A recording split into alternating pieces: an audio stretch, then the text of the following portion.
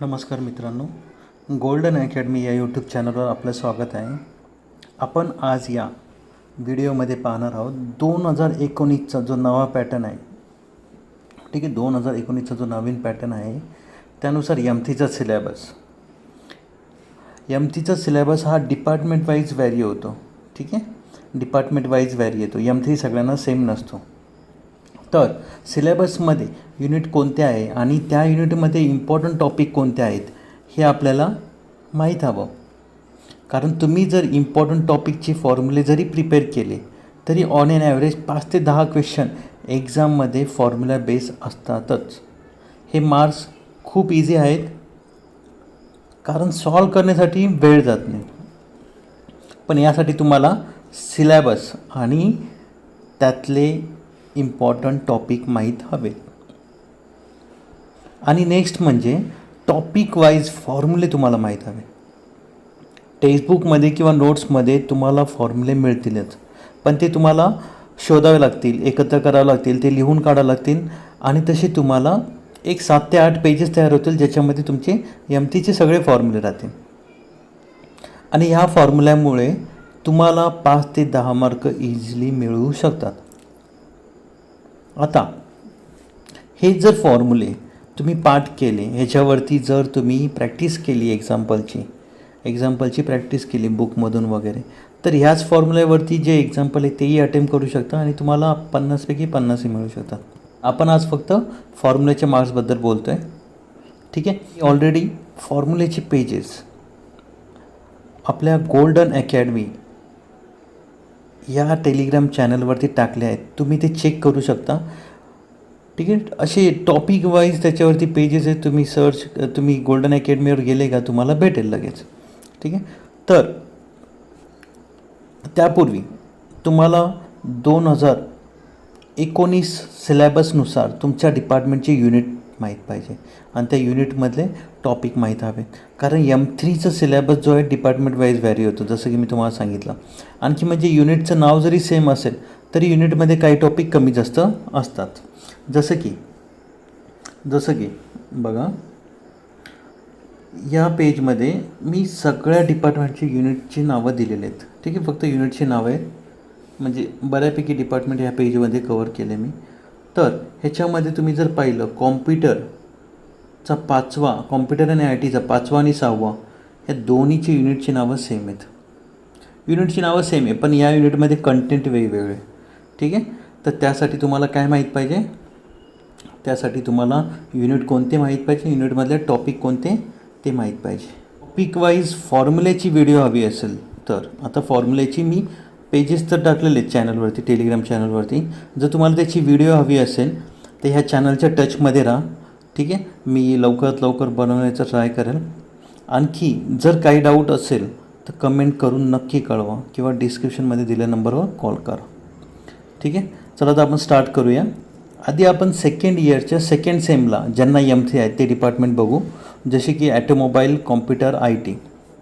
नंतर सेकंड इयरच्या फर्स्ट सेमला ज्यांना M3 आहेत ते डिपार्टमेंट बघू, जसे chemical, civil, ETC, electrical, electronics, इन्स्ट्रू वगैरे.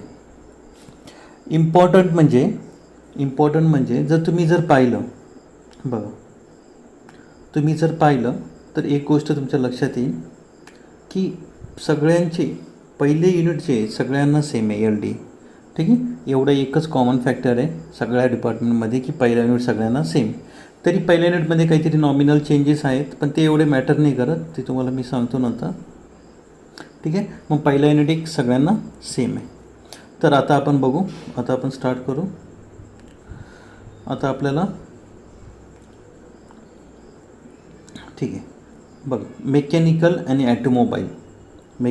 ॲटोमोबाईल ह्या दोघांचा सिलेबस सेम आहे, एक्झॅक्ट सेम आहे, युनिटही सेम आहे, त्यातले ते टॉपिकही सेम आहेत, त्याच्यामुळं बुकही सेमच असणार त्यांना. ठीक आहे, आता मेकॅनिकल आणि ॲटोमोबाईलचा आता पेपर राहील, नेक्स्ट मंथमध्ये वगैरे पेपर राहील. तर बघा ह्यांची युनिट कोणते आणि त्यातले महत्त्वाचे टॉपिक कोणते. तर पहिला युनिट आहे लिनियर डिफरन्शियल, हा सगळ्यांना कॉमन आहे. ह्याच्यामध्ये बघा, याच्यामध्ये ना पहिला युनिट जर इथून स्टार्ट केला तर इथपर्यंत सगळ्यांना सेम आहे. ठीक आहे. आणि नंतर जे हे जे आहे हे एक्स्ट्रा आहे. हे आता मेकॅनिकल आणि ॲटोमोबाईलमध्ये एक्स्ट्रा हे टॉपिक आहे. केमिकलला वेगळं असेल, सिव्हिलला वेगळं असेल, पण हे एवढं मॅटर नाही करत. ठीक आहे, हे एवढं मॅटर नाही करत. आपल्याला महत्त्वाचं जे आहे ते म्हणजे बघा, हे सुरुवातीचा जो पोर्शन आहे तो.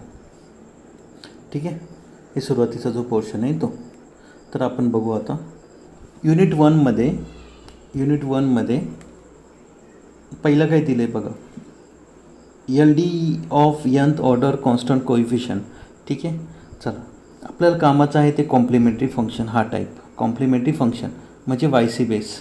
ठीक आहे, कॉम्प्लिमेंटरी फंक्शन सगळ्यात महत्त्वाचं आहे कॉम्प्लिमेंटरी फंक्शन. नंतर particular integral, general method, shortcut method, variation of parameter, Cauchy's Legender.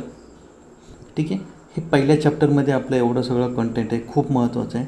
आणि सेकंड चॅप्टरमध्ये सायमल्टेनियस आणि सिमेट्रिकल सायमल्टेनियस डिफरन्शियल इक्वेशन. ठीक आहे, हे टॉपिक आहेत. तर ह्याची सगळ्यांची फॉर्म्युले मी दिलेले आहेत ऑलरेडी टेलिग्राम चॅनलवरती, तर तुम्ही ते बघा नक्की. खूप सोपं आहे, फॉर्म्युले तर खूप सोपे आहेत. मोजकेच टॉपिक आहे, तुम्हाला टॉपिकचे नाव आणि त्याचे फॉर्म्युले कोणते हे लक्षात राहिलं पाहिजे. ठीक आहे, ह्याच्यावरती एक्झाम्पल कॉम्प्लिमेंटरी फंक्शन हा जो टॉपिक आहे, कॉम्प्लिमेंटरी फंक्शन हा खूप सोपा टॉपिक आहे. ठीक आहे, हा खूप सोपा टॉपिक आहे. पहिल्या युनिटमध्ये एवढं सगळं आहे. आता सेकंड युनिट बघू आपण.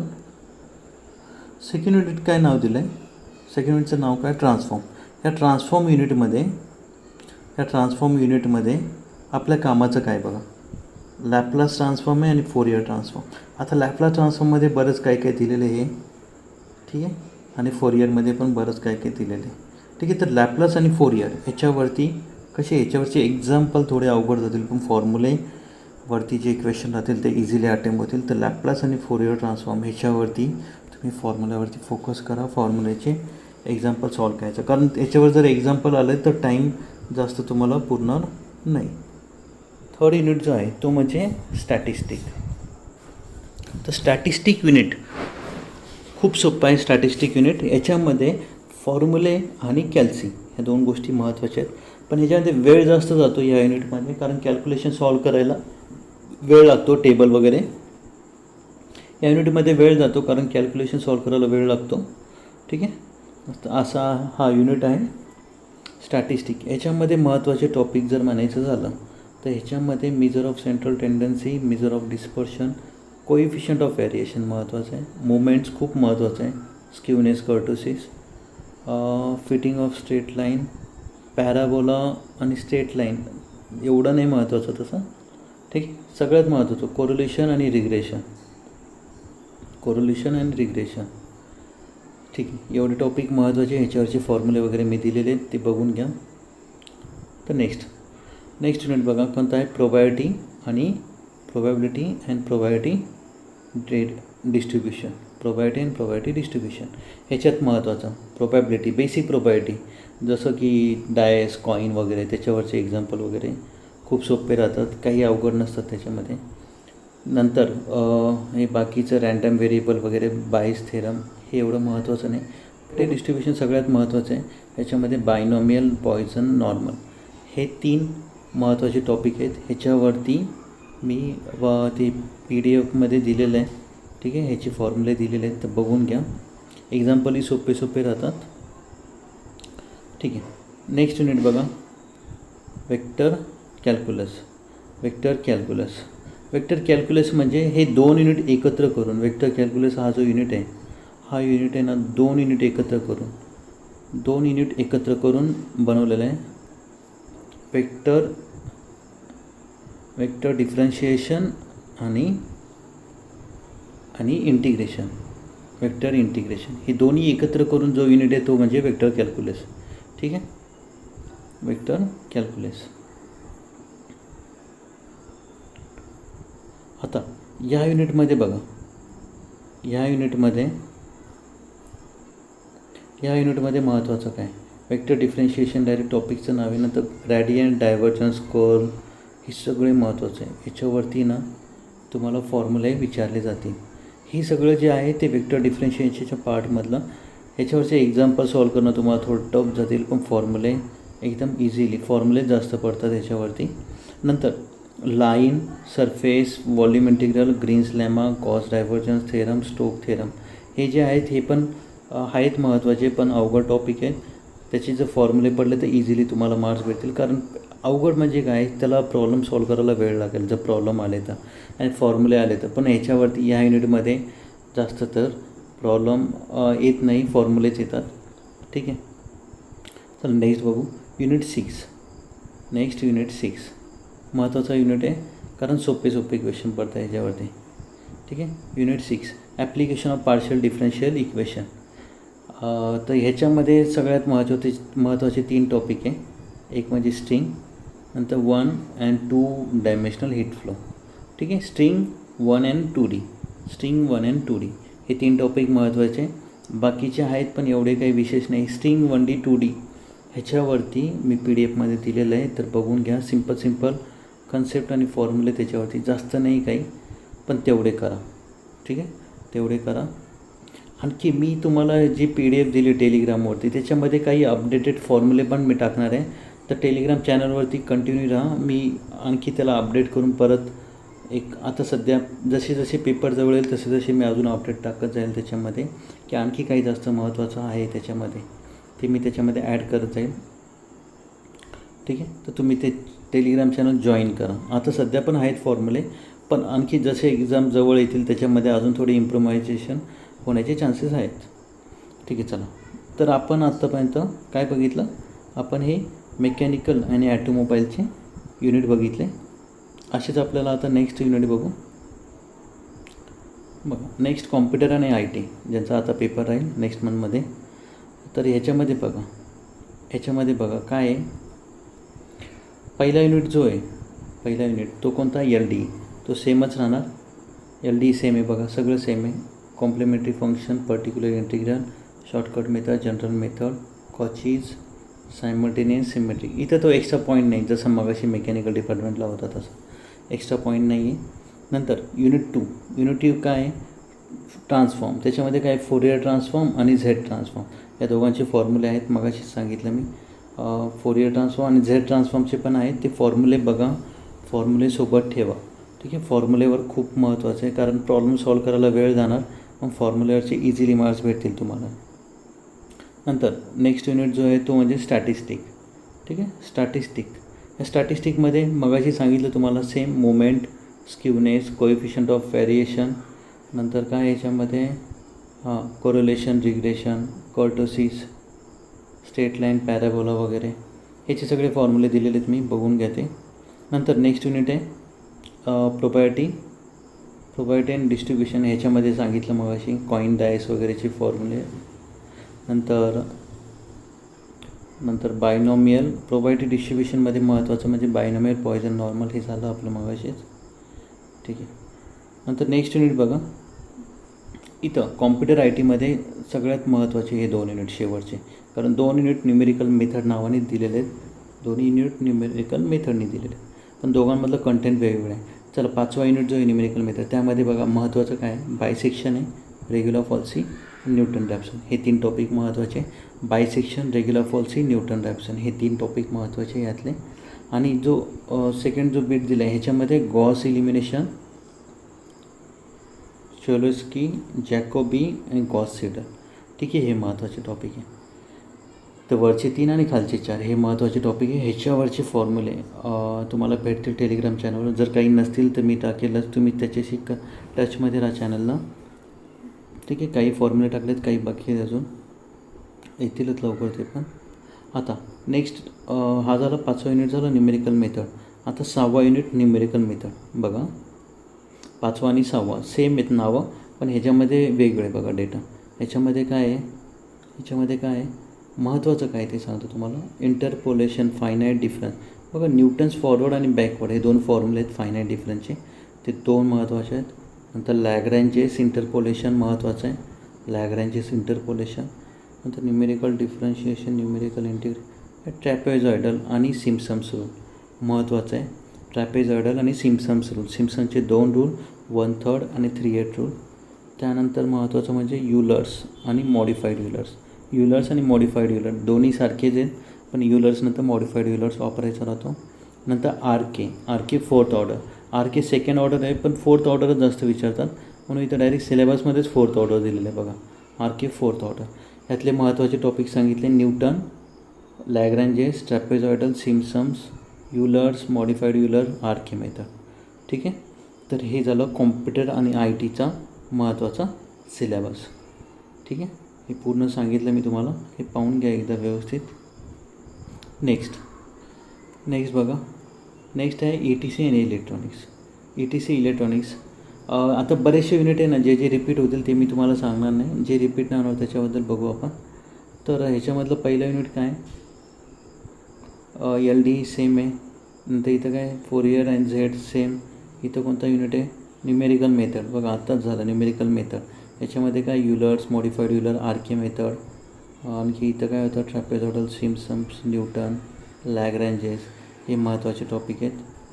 आता पुढं बघा. याच्यामध्ये काय वेक्टर हे बघा इथं जर तुम्ही बघितलं वेक्टर डिफरन्शियल आणि वेक्टर इंटिग्रल हे दोन्ही वेगवेगळे आहेत. मेकॅनिकलमध्ये हे दोन्ही एकत्र करून एक युनिट बनवला होता. काय बनवला होता तो? Vector calculus. ठीक आहे. कॅल्क्युलस असा युनिट होता. तर या युनिटमध्ये तर बघा तर हे दोन्ही युनिट आहेत. ह्याच्याबद्दल मी मगाशी सांगितलं. फॉर्म्युले महत्त्वाचे आहेत. ह्या वेक्टर डिफरन्शिएशनचे फॉर्म्युले सगळी PDF दिलेली मी. महत्त्वाचे टॉपिक सगळेच आहे याच्यामध्ये. कशावरही एक्झाम्पल येऊ शकतं, फॉर्म्युले येऊ शकतात. नंतर युनिट 5 वेक्टर इंटिग्रेशन. ह्याच्यामध्ये वर्डन, Green's lemma, Gauss divergence, Stokes महत्त्वाचं आहे. आणि सरफेस व्हॉल्यूम इंटिग्रल ह्याच्यावरती पण MCQ पडू शकतात. तर हे पण करा तुम्ही. दिलेले ते सगळे तुम्ही ती PDF बघितली तर तुम्हाला समजेल. नंतर युनिट 6 कॉम्प्लेक्स व्हेरिएबल. ठीक आहे. कॉम्प्लेक्स व्हेरिएबल हा युनिट आहे 6वा. तर ह्या युनिटमध्ये महत्त्वाचे टॉपिक बघा. ॲनालिटिक फंक्शन, नंतर कॉची रेमन आणि कन्फर्मर मॅपिंग, बायलिनियर ट्रान्सफॉर्मेशन महत्त्वाचा टॉपिक आहे. कॉची इंटिग्रल आणि कॉची रेसिड्यू हे पण खूप महत्त्वाचं आहे. कॉची इंटिग्रल आणि Cauchy residue.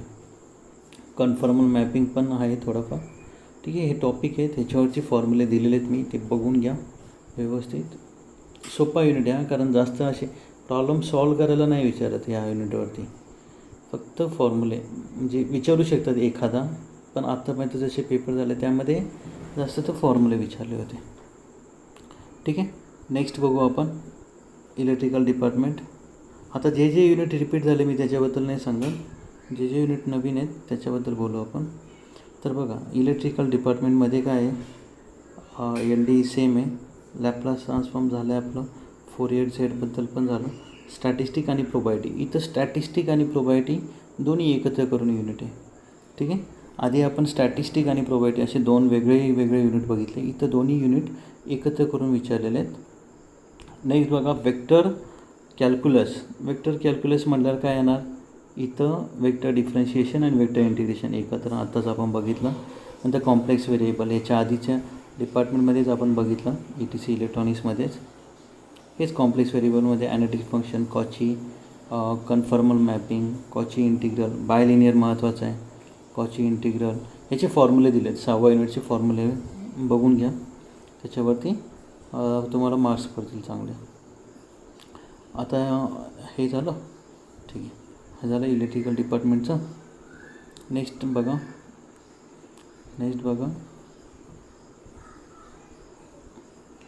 Chemical department. Chemical डिपार्टमेंटचे आता जे युनिट कॉमन आहे बघा, म्हणजे झालेत आपले. LDE झाला. ठीक आहे. LDE झाला. नंतर कोणता? लॅपलास झाला. लॅपलासबद्दल मी तुम्हाला सांगितलं. फॉर्म्युले लॅपलास आणि लॅपलास ट्रान्सफॉर्म आणि ॲप्लिकेशन फॉर्म्युलेवरतीच आहे ते. नंतर फोरियर ट्रान्सफॉर्म पण फॉर्म्युले दिलेले आहेत त्या PDF बघा. तुम्हाला जमले ते एक्झाम्पलची प्रॅक्टिस करा. एक्झाम्पल थोडे अवघड राहतील या युनिटवरती, पण थोडीफार प्रॅक्टिस करा. MCQचे जे सेट आहेत निरालीमधले ते प्रॉब्लेम करा. मोस्टली तेच येतात पेपरला. आता झालं. नंतर स्टॅटिस्टिक प्रोबॅबिलिटी इथे दोन्ही एकत्र करून दिलेले आहेत. आपल्या ह्याच्यावरती झालं बोलणं. आता नेक्स्ट काय? वेक्टर कॅल्क्युलस झालं आणि ॲप्लिकेशन ऑफ पार्शियल डिफरन्शिएशन हे झालं ह्याच्या आधी. मेकॅनिकलमध्ये आपण हे बघितले दोन्ही पण. ठीक आहे. ह्याच्यामध्ये काय? ह्या युनिटमध्ये स्ट्रिंग आहे 1 डायमेन्शनल आणि 2 डायमेन्शनल. ठीक आहे, हे महत्त्वाचं आहे. आणि याचे तर फॉर्म्युले महत्त्वाचे आहेत. हे पूर्ण युनिटमध्ये फॉर्म्युलेच करा, कारण एक्झाम्पल करणं थोडे टफ जातील. ॲटलिस्ट फॉर्म्युले तर तुम्हाला जमले पाहिजे. ह्याच्यामध्ये स्ट्रिंग 1D 2D मोस्टली फॉर्म्युले आणि त्याचे कन्सेप्ट येतात. ही सगळी PDF मी प्रोव्हाइड करेल तुम्हाला. ठीक आहे. आता नेक्स्ट युनिट कोणतं आहे? 7 सिव्हिल डिपार्टमेंट. नेक्स्ट डिपार्टमेंट आहे सिव्हिलमध्ये काय आहे, आता जवळपास बघा सगळं झालेलं आहे आपलं. आता तेच रिपीट होतील. ठीक आहे, तेच रिपीट होतील. सिव्हिल डिपार्टमेंट तुम्ही आता हे बघून घ्या. ठीक आहे, कोणते युनिट आहे, मी जे सांगितले ते तुमचे टॉपिक कोणते त्यानुसार महत्त्वाचे काय ते बघून घ्या. त्याची PDF अवेलेबल आहे. सिव्हिल डिपार्टमेंटमध्ये बघा हे 6 युनिट आहे. नंतर इन्स्ट्रुमेंटेशन आणि कंट्रोल. आता ह्याच्यामध्ये तेच जे झाले तेच बघा. LDA, लॅपलास आहे, फोरियर झेड, स्टॅटिस्टिक, प्रोबॅबिलिटी. इथं स्टॅट आणि प्रोबॅबिलिटी एकत्र, वेक्टर कॅल्क्युलेशन म्हणजे वेक्टर डिफरन्शिएशन, वेक्टर इंटिग्रेशन एकत्र, आणि हे कॉम्प्लेक्स व्हेरिएबल. ठीक आहे, हे 6 युनिट आहे. ते सोपे आणि अवघड कोणते टॉपिक आहे ते मी सांगितलेत युनिट वाईज. व्यवस्थित बघा. हे सगळे पेजेस जे आहेत म्हणजे पूर्ण ह्याची PDF मिडन अकॅडमी ह्या टेलिग्रामवर जाऊन सर्च करा, तिथं भेटेल तुम्हाला. ठीक आहे, हे जे 8-9 पेजेस आहेत ते एकत्र एका PDFमध्ये आहेत. चला ठीक आहे, काही अडचण असेल तर करा, कमेंट करा किंवा कॉल करा. धन्यवाद.